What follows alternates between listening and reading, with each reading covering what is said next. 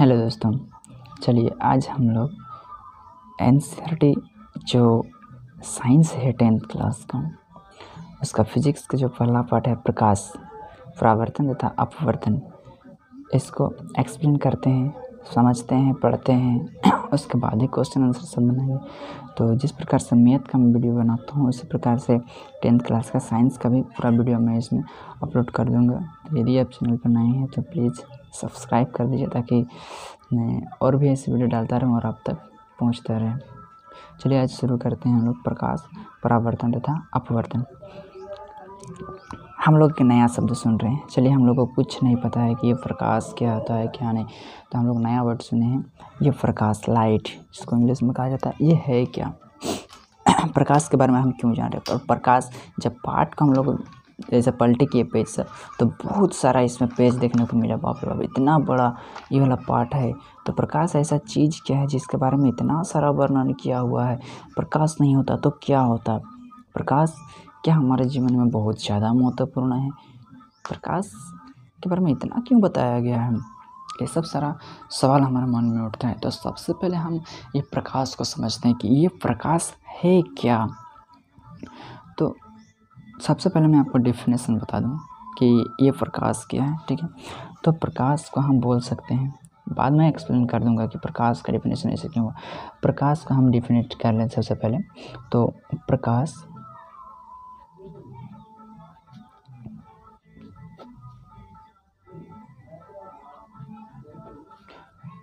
ऊर्जा का एक रूप है जो स्वयं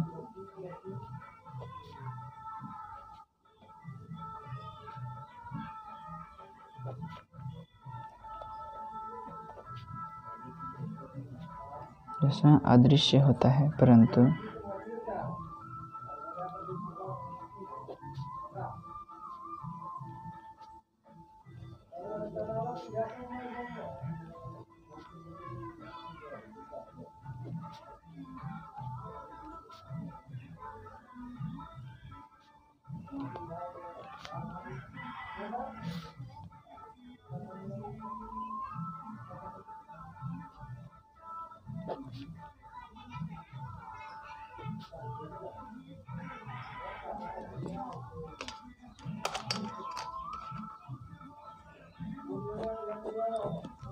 ठीक है। मैंने यहाँ पे लिख दिया हूँ क्या कि प्रकाश ऊर्जा का एक रूप है जो स्वयं अदृश्य होता है परंतु हमारी आँखों को दृश्यता की अनुभूति कराता है। प्रकाश क्या है? प्रकाश एक ऊर्जा का रूप है। ऊर्जा का रूप है। प्रकाश एक ऊर्जा का रूप है। किसका रूप है? ऊर्जा का। प्रकाश ऊर्जा का एक रूप है जो स्वयं क्या होता है? अदृश्य होता है। जो स्वयं अदृश्य होता है परंतु हमारी आँखों को दृश्यता की अनुभूति कराता है। किसकी अनुभूति कराता है? दृश्यता की अनुभूति कराता है। मतलब प्रकाश स्वयं दिखाई नहीं देता लेकिन उसके वजह से हम किसी दूसरी चीज़ को देख पाते हैं, यही कहा। तो यहाँ पर प्रकाश को हम ऊर्जा बोले हैं। कहीं पर देखना दूसरा कुछ भी कहा जाता है तो प्रकाश को ऊर्जा क्यों बोले? प्रकाश ऊर्जा का एक रूप है। तो प्रकाश को हम ऊर्जा क्यों कहेंगे? क्योंकि ऊर्जा का परिभाषा क्या होता है? ऊर्जा का परिभाषा होता है कार्य करने की क्षमता को ऊर्जा कहते हैं। ऊर्जा किसको कहते हैं? ऊर्जा होता है कार्य करने की क्षमता। जिसमें काम करने की क्षमता हो उसी को हम लोग ऊर्जा कहते हैं। जिससे काम करने की क्षमता हो अर्थात कार्य करने की क्षमता को ही क्या कहा जाता है? ऊर्जा। तो क्या प्रकाश में भी कार्य करने की क्षमता होती है? हम लोग देखते हैं। अर्थात कार्य किसको कहा जाता है? पहले कार्य करने की क्षमता को बाद में समझने के पहले ये कार्य होता कब है। जैसे कि हम एक बहुत बड़ा पत्थर को लिए हैं यहाँ पर और इसको सुबह से लेकर के एकदम हम क्या कर रहे हैं? सुबह से इसको ठेल रहे हैं पूरा एकदम। सुबह से क्या कर रहे हैं? ठेल रहे हैं। सुबह से लेकर के इसको एकदम पूरा धक्का दे रहे हैं। सुबह से लेकर के शाम तक हो गया, एकदम पूरा हिला भी नहीं पाए, एकदम पूरा पसीना से तरबतर हो गया है। और शाम को आप घर आकर के बोल रहे हैं मैंने बहुत बड़ा काम किया है, आज मैंने सुबह से शाम तक एकदम एक पत्थर को हिलाते रहा, पसीना से तरबतर। ये देखो मेरा कपड़ा एकदम पसीना से भीग गया, लथपथ हो गया है। तो क्या घर वाला कहेंगे कि आपने काम किया है? नहीं। तो इसका मतलब इसने काम नहीं किया। क्यों काम नहीं किया? क्योंकि काम का परिभाषा होता है कार्य। जो कार्य होता है यह होता है विस्थापन बटा समय पर। यह निर्भर रहता है विस्थापन पर। कार्य तभी कहलाएगा जब वह वस्तु विस्थापित होगा, मतलब अपनी जगह से दूर हटेगा। एक काम कीजिए, आप एक दीवार को बहुत ज़ोर से धक्का दे रहे हैं, पूरे एक दीवार को बहुत ज़ोर से ठेल रहे हैं और बोल रहे हैं कि मैं काम कर रहा हूँ, मैं दीवार गिराने की कोशिश, दीवार को गिरा रहा हूँ, देखो मैं दीवार गिराने का काम कर रहा हूँ। तो वह काम नहीं कहलाएगा। क्यों? क्योंकि आपका दीवार विस्थापित नहीं हुआ है। समय तो लगा रहे हैं आप, दिन का, सेकंड, घंटा का, लेकिन क्या वो विस्थापित हो रहा नहीं, तो वो काम नहीं कहलाएगा। तो कार्य किसको कहते हैं? जिसमें विस्थापन हो और समय हो। तो हम प्रकाश को ऊर्जा क्यों कहें? क्या प्रकाश किसी वस्तु को विस्थापित कर सकता है? कर सकता है, तभी तो हम उसको ऊर्जा कहें, क्योंकि कार्य करने की क्षमता को ऊर्जा कहते हैं। तो क्या ये किसी को विस्थापित कर सकता है? ज़रूर कर सकता है। सनलाइट जो बहुत तेज झिलमिलाती धूप दे रहा हो, आप धूप में 1 घंटे खड़े रहिए, आप धूप में 1 घंटे खड़े रहिए, जब आपकी तेज़ रोशनी आप पर आने लगी तो आप दौड़ करके कहाँ जाएंगे? पेड़ की छाया में जाने लगेंगे। आप दौड़ करके पेड़ की छाया में जाएंगे। ऐसा क्यों? तो यानी कि सूर्य में भी कार्य करने की क्षमता है, इसीलिए हम उसको ऊर्जा कहते हैं। प्रकाश ऊर्जा का एक रूप है। जो चलिए ऊर्जा का ही मैं आपको समझा रहा हूँ, यहाँ पर आगे का नहीं। तो इसलिए जो सूर्य है उसमें भी कार्य करने की क्षमता है, इसीलिए हम उसको ऊर्जा का रूप कहें। क्यों? क्योंकि जब हम तेज धूप में खड़ा रहें तो उस धूप में हम लोग ज़्यादा देर तक खड़ा नहीं रह सकते हैं, और क्या दौड़ करके हम कहाँ चले गए? छाया में चले गए। तो अपने जगह से विस्थापित हुए कि नहीं समय के साथ? नहीं, मैं तो 5 मिनट तक, 10 मिनट तक, 1 घंटा, 2 घंटा, उसके बाद समय के साथ आपको प्रतिस्थापित होना ही पड़ेगा। तो किसके वजह से आप प्रतिस्थापित हो रहे हैं? तो वो इस सनलाइट की वजह से, यानी कि सूर्य में क्या है? प्रकाश में क्या है? ऊर्जा है। तो इसीलिए हम प्रकाश को ऊर्जा कहेंगे। ठीक है, आई होप समझ में आ गया आपको ऊर्जा किसको कहते हैं। ऊर्जा जिसमें काम करने की क्षमता हो। कार्य किसको कहते हैं? समझ गए होंगे। काम है, अगर वो विस्थापित हो रहा है, आप जो भी कर रहे हैं तो ही काम कहलाएगा, नहीं तो कार्य नहीं कहलाता है। तो प्रकाश एक ऊर्जा का रूप है जो स्वयं अदृश्य होता है। क्या हमको प्रकाश दिखाई देता है? नहीं दिखाई देता है, वो स्वयं अदृश्य होता है, लेकिन परंतु हमारी आँखों को दृश्यता की अनुभूति कराता है। परंतु हमारी आँखों को दृश्यता की अनुभूति कराता है, मतलब इस प्रकाश की वजह से हम किसी दूसरे वस्तु को देख पाते हैं। भाई कैसे इसकी वजह से हम किसी दूसरे वस्तु को देख पाते हैं? चलिए एक काम कीजिए, आप रात में, ठीक है, अंधेरे में आप कहीं जा रहे हैं और टॉर्च को, आप जो टॉर्च ले जाते हैं, टॉर्च, ये जो टॉर्च ले जा रहे हैं, ठीक है, चलिए टॉर्च को, इस टॉर्च को दूर तरफ ना मार करके आप अपने आँख में मारिए। आँख में आप अपना आँख को प्रकाशित दीजिए। क्या आप दूर की वस्तु को देख पाएंगे? नहीं। अब आप कीजिए कि अब अपने टॉर्च को अपनी आँख में ना मार करके बहुत दूर से लाइट को ले जाइए और उस वस्तु पर मारिए। आपका आँख अंधेरे जगह में ही रहने दीजिए, तब आप क्या करेंगे? उस वस्तु को देख पाएंगे। कैसे? तो इससे यही बात साबित होता है कि हम उस वस्तु को तभी देख पाते हैं। जैसे कि ये मैं आदमी हो गया, फ़ोटो को दिखाने की कोशिश कर रहा हूँ आपको ताकि समझ में जल्दी है। ठीक है, ये कोई आदमी हो गया, ठीक है, ये वस्तु को देखना चाहता है, कोई भी वस्तु है, ठीक है, कोई भी वस्तु हो, इस वस्तु को देखना चाहता है। यहाँ से अगर हम लोग लाइट देंगे, यहाँ से लाइट, अगर हम लाइट, जो लाइट है, अगर लाइट हम अपने ही ऊपर मारेंगे तो हम इस वस्तु को देख पाएंगे? बिल्कुल नहीं मेरे भाई।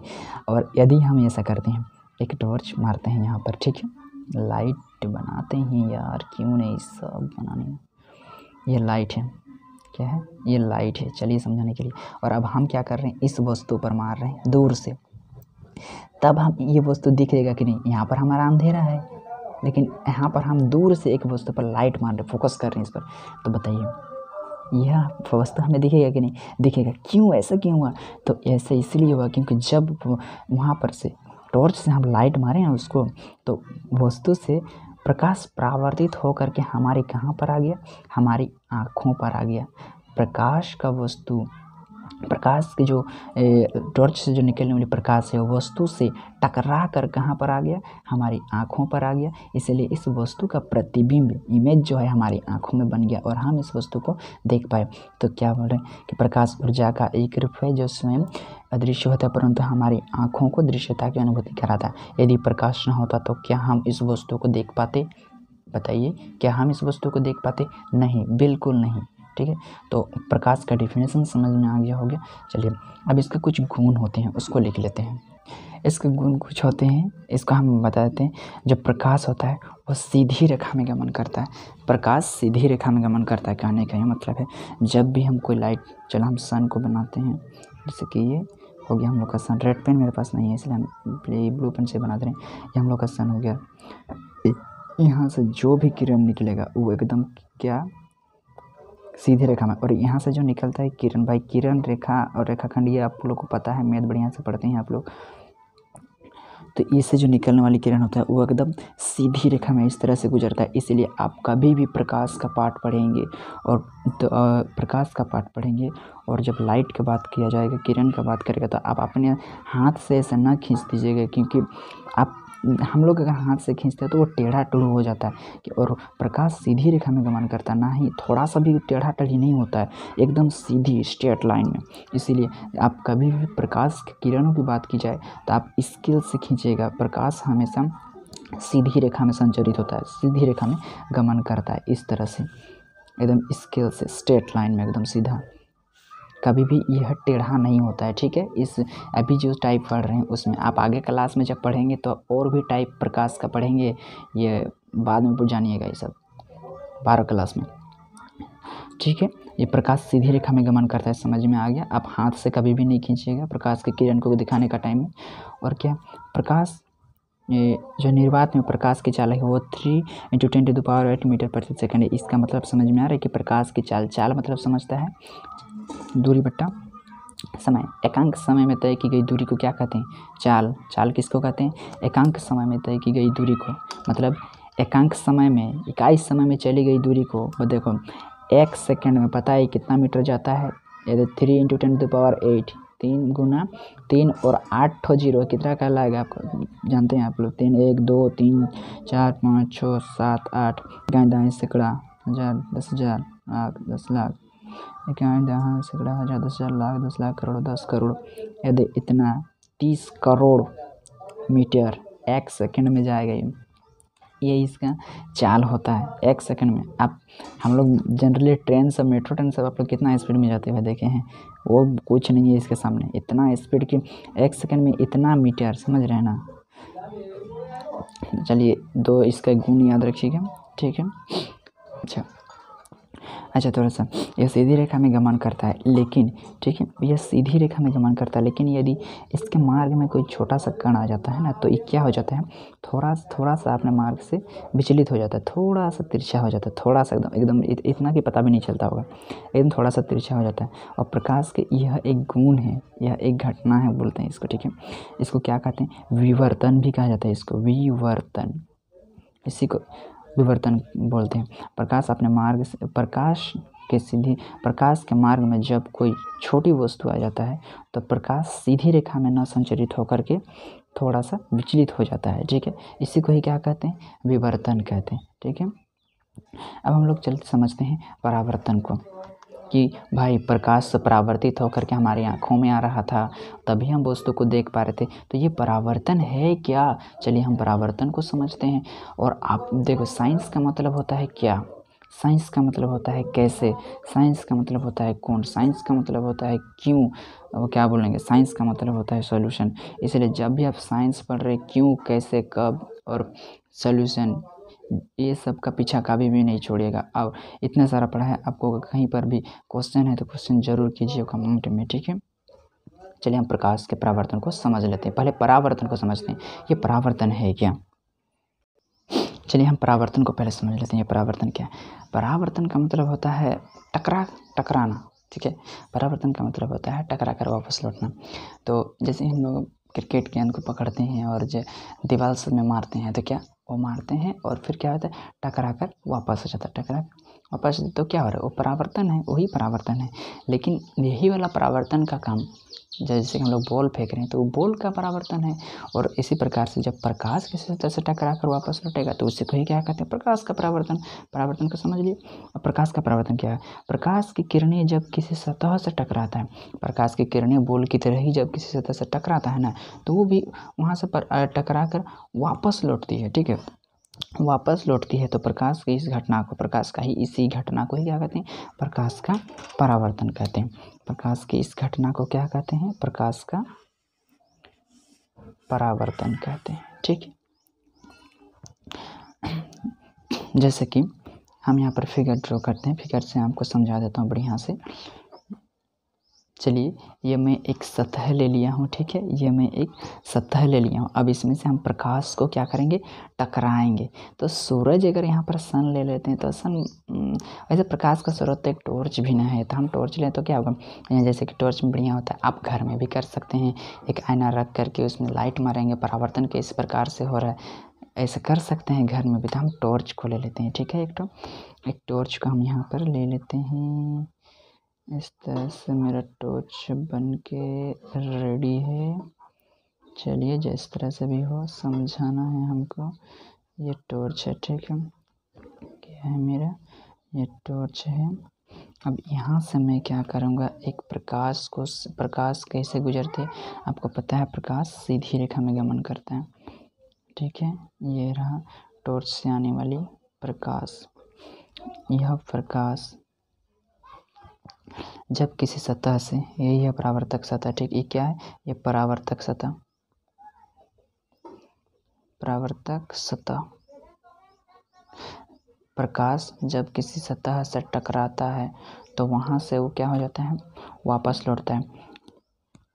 उसी को वापस लौटने की घटना को ही क्या कहते हैं, परावर्तन कहते हैं। लेकिन जो लौटता है तब ऐसे ही नहीं लौटता है बिना नियम धर्म का, वहाँ पर भी एक नियम लागू होता है जो मैं आपको बाद में बताऊंगा। ये क्या है, ये भी मैं आपको बताऊंगा।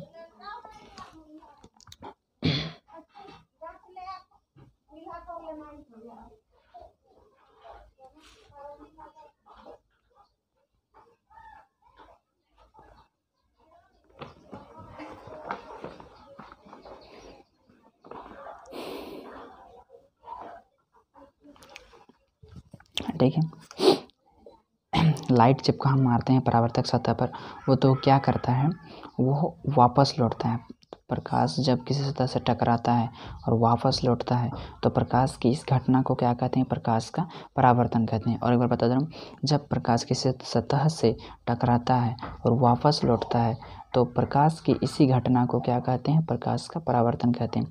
लेकिन यहाँ पर ध्यान देने योग्य बात है, जो प्रकाश आता है ना, जो प्रकाश हम टॉर्च मारेंगे और जहाँ मिरर तक पहुँचेगा, इसी को कहते हैं आपतित किरण। आ रहा है इसीलिए आपतित किरण। ठीक है, आपतित किरण किसको कहेंगे, यदि ये आने वाला किरण। ठीक है, और ये परावर्तन हो रहा है, बदल जा रहा है, इसीलिए इसको क्या कहते हैं, परावर्तित किरण, परावर्तित किरण। ठीक है, आपतित किरण और परावर्तित किरण किसको बोलते हैं। ठीक है, और यहाँ पर हम बोले थे कि नियम से वो परावर्तित होता है, ऐसे लुंगुड़ फुंगुड़ के जैसे वो परावर्तित नहीं होगा। तो नियम क्या है, जब भी कोई प्रकाश किसी परावर्तक सतह से टकराता है ना, तो टकराता है और वापस लौटता है, तो और वापस लौटता है तो उसमें एक एंगल बनता है। देख लो, एंगल बनता है ना, एक एंगल बनता है, एक कोण बनता है। इस कोण को समान भाग में बांटने के लिए एक ग्राफ क्या डॉट लाइन से खींचा जाता है सीधी एकदम रेखा में, जिसको अभिलंब कहते हैं। यह लंब जो होता है ये लंब जो होता है वह आ रही प्रकाश की किरण और जा रही प्रकाश की किरणों के बीच जो कोण बनेगा ना, उसको बराबर भाग में बांटता है, वो परावर्तक सतह से लंब होता है। ठीक है, और इस प्रकार से जब यह अभिलंब, इसे क्या कहते हैं, अभिलंब कहते हैं, मतलब लंब डाला गया है। और इसके साथ जो कोण बनता है आपतित किरण के साथ भी कोण बनेगा और परावर्तित किरण के साथ भी कोण बनेगा। तो आपतित किरण के साथ जो कोण बनेगा उसको कहते हैं आई, मतलब क्या, आपतन कोण। आपतित किरण के साथ कौन सा कोण बनेगा, तो आपतन कोण, आपतन कोण, ठीक है। इसी प्रकार से परावर्तित किरण के साथ क्या बनेगा, इसको बोलते हैं आर, परावर्तन कोण, परावर्तन कोण, ठीक है। प्रकाश का परावर्तन समझ में आ गया होगा। जब प्रकाश किसी सतह से टकराता है, जब प्रकाश की किरणें जब किसी सतह से टकराता है, प्रकाश की किरण जब किसी सतह से टकराता है और टकरा करके वापस लौटता है, तो प्रकाश की इस घटना को क्या कहते हैं, प्रकाश का परावर्तन कहते हैं। लेकिन यहाँ पर एक नियम लगा दिए, इसलिए 15 ईसव में बहुत सारा इस सब को लिख दिए कि यह जो परावर्तित होता है उसमें एक जब लंब डालते हैं, यहाँ से एक लंब डालता है, अभिलंब डाला जाता है, जिसको कहते हैं अभिलंब, और वह अभिलंब आपतित किरण के साथ और परावर्तित किरण के साथ जो कोण बनेगा उसको बराबर बराबर भाग में बांट देता है, ई आई और ये आर, ठीक है। और आपतन कोण के साथ बनाया गया कोण को आपतन कोण, और परावर्तन कोण के साथ अभिलंब, परावर्तन कोण और अभिलंब के बीच बनाया गया कोण को परावर्तन कोण कहते हैं, ठीक है। आने वाली प्रकाश को आपतित किरण और जाने वाली किरण को, प्रकाश की किरण को परावर्तित किरण कहते हैं। ये समझ में आ गया प्रकाश का परावर्तन क्या होता है, ठीक है। अभी जो प्रकाश का परावर्तन होता है इसका 2 नियम होता है, यहीं पर ही वो 2 नियम है, मैं बता दिया हूँ आप लोगों को, यहीं पर ही दोनों नियम छुपा हुआ है। वो नियम को मैं अभी बताया था ना कि प्रकाश जो लौटता है वो बिना नियम का नहीं होता है, फिजिक्स है। फिजिक्स में नियम, फिजिक्स का मतलब जो भौतिक विज्ञान है, उस भौतिक विज्ञान का मतलब भी होता है नियम। यहाँ पर नियम का पालन नहीं किया गया तो बाबू आपका सारा कॉन्सेप्ट गलत हो जाता है। बहुत बड़े बड़े साइंटिस्ट लोगों ने एक छोटी सी नियम की गलती की वजह से बहुत सारे खोज को नहीं कर पाए थे। प्रकाश ही नहीं, फिजिक्स में नियम बहुत ज़्यादा इंपॉर्टेंट रहता है। तो यहाँ पर भी जो प्रकाश परावर्तित हो रहा है वो बिना नियम का नहीं हो रहा है। वो कौन सा नियम है मैं आप लोगों को बता दिया, फिर भी यहाँ पर लिख दे रहा हूँ, ठीक है। परावर्तन के 2 नियम, परावर्तन के मुख्यतः 2 नियम होते हैं, ठीक है। इसी के अंदर का स्टार है ये, परावर्तन के मुख्यतः 2 नियम होते हैं।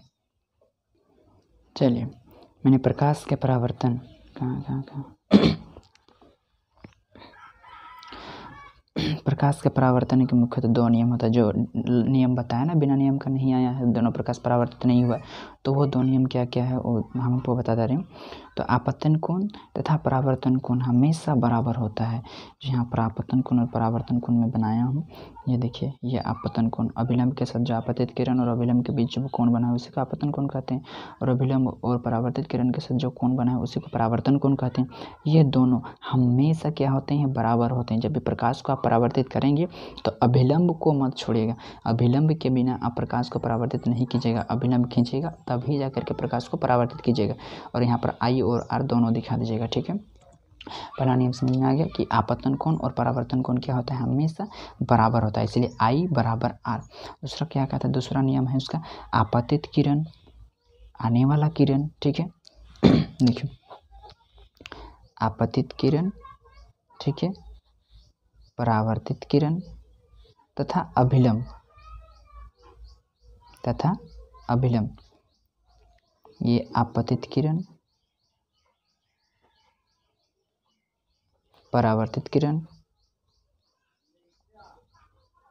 और ये अभिलंब। आपतित किरण, परावर्तित किरण और आपतित किरण, परावर्तित किरण और अभिलंब, भाई दोनों नेम समझ में आया ना, याद नहीं करना है। आपतन कोण, परावर्तन कोण दोनों बराबर होता है, और क्या, आने वाला किरण, जाने वाला किरण और बीच में डाला गया लंब, ठीक है। आने वाला किरण, जाने वाला किरण और बीच से डाला गया लंब, ये तीनों क्या होता है, जो तल होता है ना, परावर्तक सतह जो लिए थे वही एक के तल में होता है, ये भी तल में होता है, ये भी तल में होता है, ये भी इसी तल में होता है, ठीक है। यही दोनों नियम है। प्रकाश का परावर्तन समझ में आ गया होगा, ठीक है।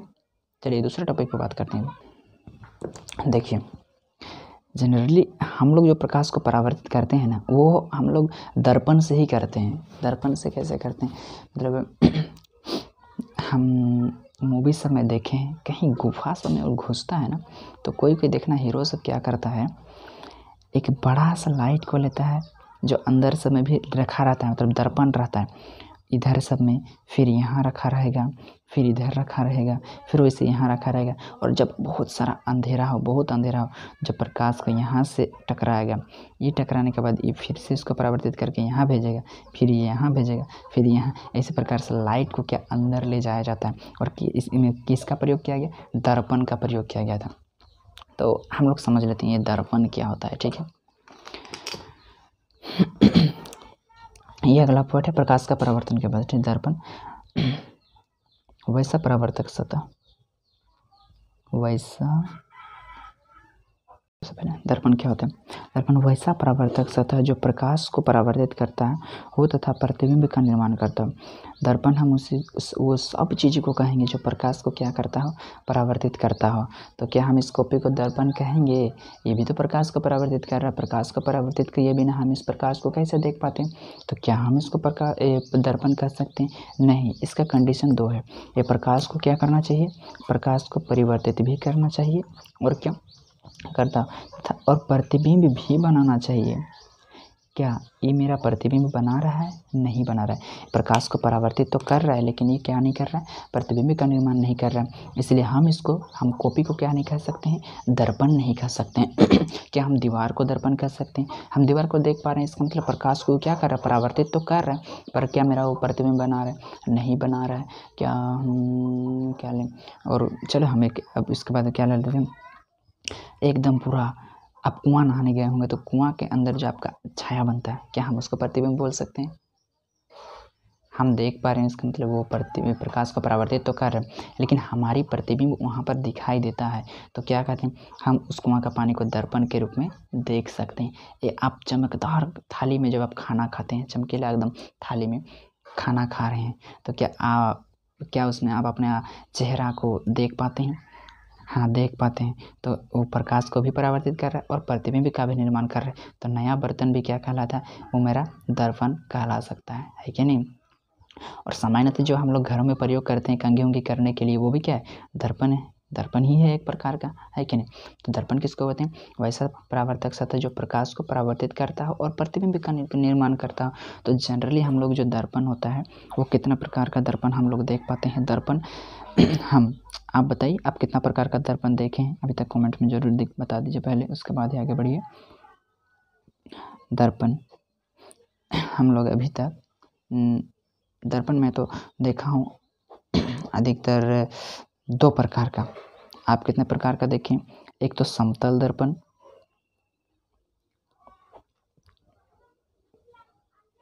और दूसरा है गोलीय दर्पण।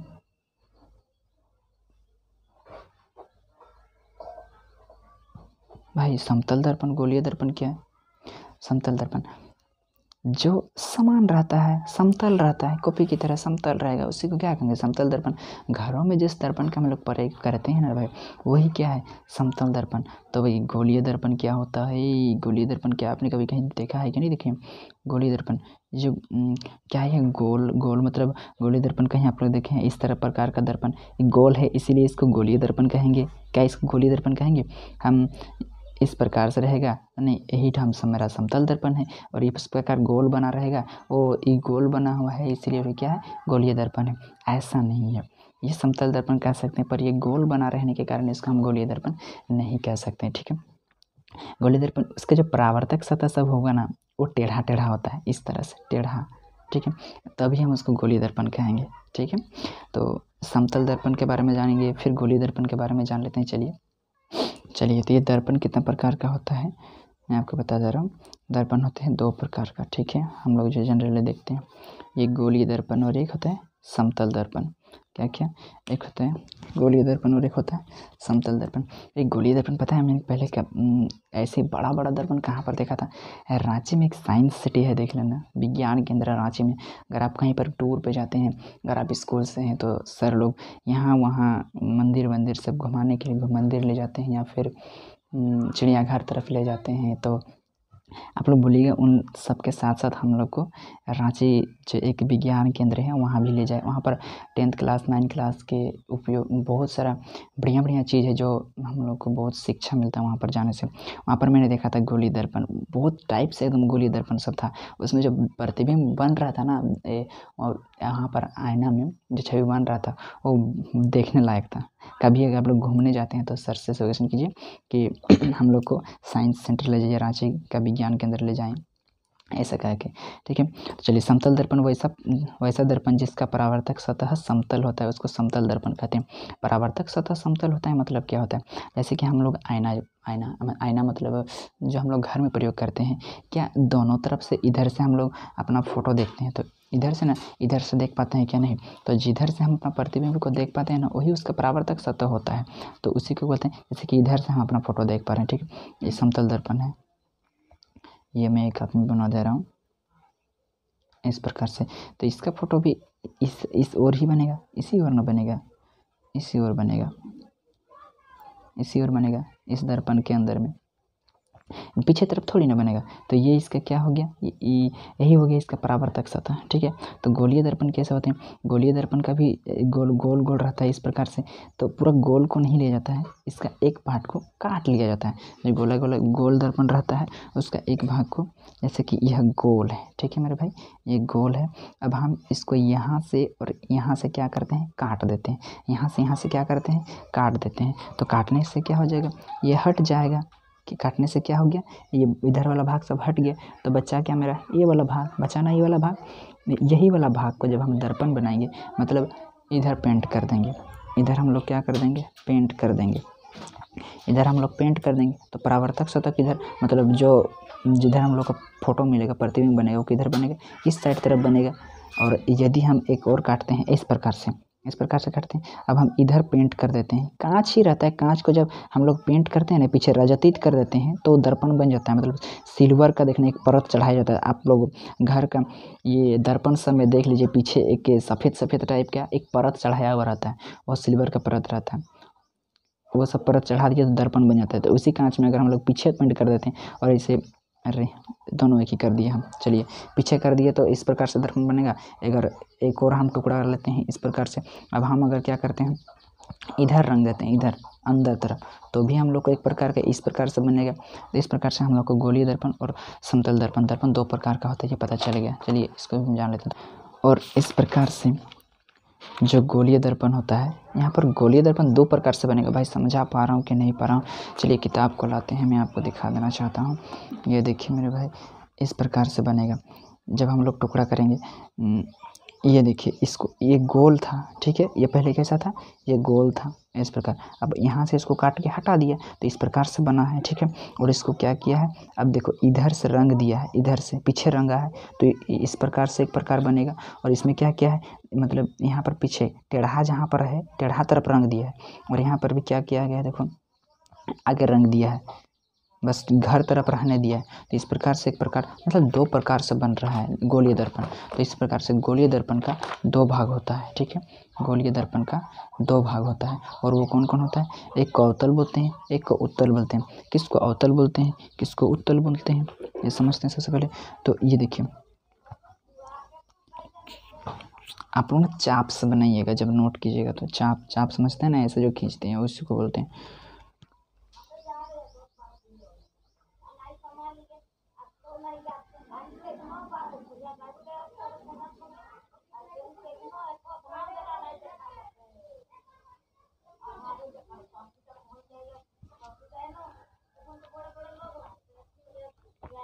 चलिए, ये तो मेरा गोल, देखिए ये गोल था, है ना, ये गोल था, समझ रहा हूँ ना भाई, गोल था। अब हम इसको काट के हटा दिए, इसमें भी काट के हटा दिए। अब हम इसमें क्या करेंगे, जो उभरा वाला भाग है, उभरा मतलब कुबड़ू वाला भाग, ऐसे कुबड़ू वाला भाग है ना, इसका कुबड़ू वाला भाग यही है। तो इधर हम पेंट कर देंगे, इधर हम क्या कर देंगे, पेंट कर देंगे। इधर हम क्या कर रहे हैं, पेंट कर रहे हैं। इसी तरह से दिखाया जाता है परावर्तक सतह को, ठीक है। हम पेंट कर दिए, ठीक है। तो इस प्रकार से, और परावर्तक सतह कौन हो गया, ये वाला हुआ ना, इधर दिखेगा, उधर तो पीछे तरफ तो पेंट कर दिए, तो इधर से ना मेरा फोटो दिखेगा प्रतिबिंबित हो। तो यही हो गया मेरा। इस प्रकार से जो दर्पण बनता है उसको क्या कहते हैं, अवतल दर्पण कहते हैं। और उसी प्रकार से जब एक और लिए, अब हम उभरा हुआ तरफ नहीं, क्या गड्ढा तरफ, जो धंसा हुआ भाग है, धंसा हुआ भाग इधर घुस गया, ऐसा सीधा था, ऐसा कर दिया तो ये घुस गया। तो ये घुसा हुआ भाग तरफ हम लोग पेंट करते हैं। देखो जब इस प्रकार से पीछे तरफ से पेंट कर देते हैं, मतलब धंसा हुआ भाग पर, तो उसको क्या कहते हैं, इसी को कहते हैं उत्तल दर्पण। ये अवतल दर्पण, उत्तल दर्पण। गोलीय दर्पण कितना प्रकार का होता है? जो गोल गोल है, गोल जो रहेगा उससे दो प्रकार का दर्पण बनाया जा सकता है। क्या क्या? एक या तो अवतल और एक दूसरा अवतल। अवतल उत्तल, अवतल उत्तल। ये अवतल दर्पण और उत्तल दर्पण किसको बोलते हैं? देखिए यहाँ पर मैं बताता रहा हूँ। उत्तल वैसा परावर्तक सतह, वैसा परावर्तक सतह जिसका परावर्तक सतह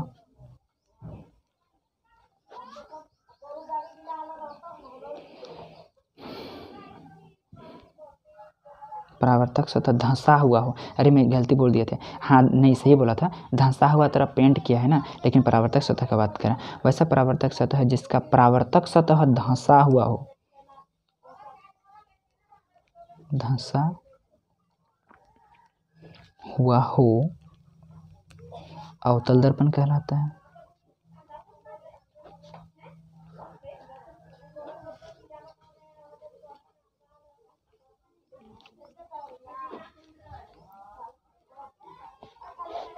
ठीक है।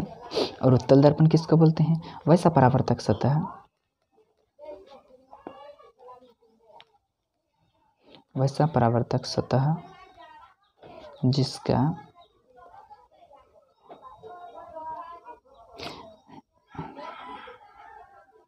वैसा, अरे मैं थोड़ा सा, वैसा परावर्तक सतह जिसका परावर्तक सतह वैसा, यहाँ वैसा दर्पण लिखना था हमको, वैसा परावर्तक सतह, थोड़ा मिस्टेक हो गया, माफ़ कीजिएगा, थोड़ा थोड़ा मिस्टेक हो जाता है। वैसा दर्पण, वैसा गोलीय दर्पण। ठीक है, यहाँ पर गोलीय दर्पण लिखना था। वैसा गोलीय दर्पण, वैसा गोलीय दर्पण जिसका, ठीक है, वैसा गोलीय दर्पण जिसका परावर्तक सतह धंसा हुआ हो, अवतल दर्पण कहलाता है। और वैसा, इसमें भी गोलीय दर्पण, वैसा गोलीय दर्पण, वैसा गोलीय दर्पण जिसका परावर्तक सतह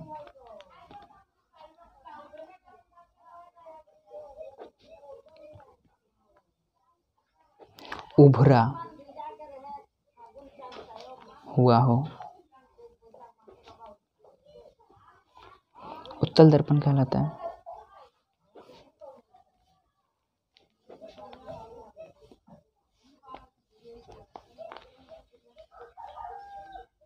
देखिए दोनों को समझाता हूँ मैं।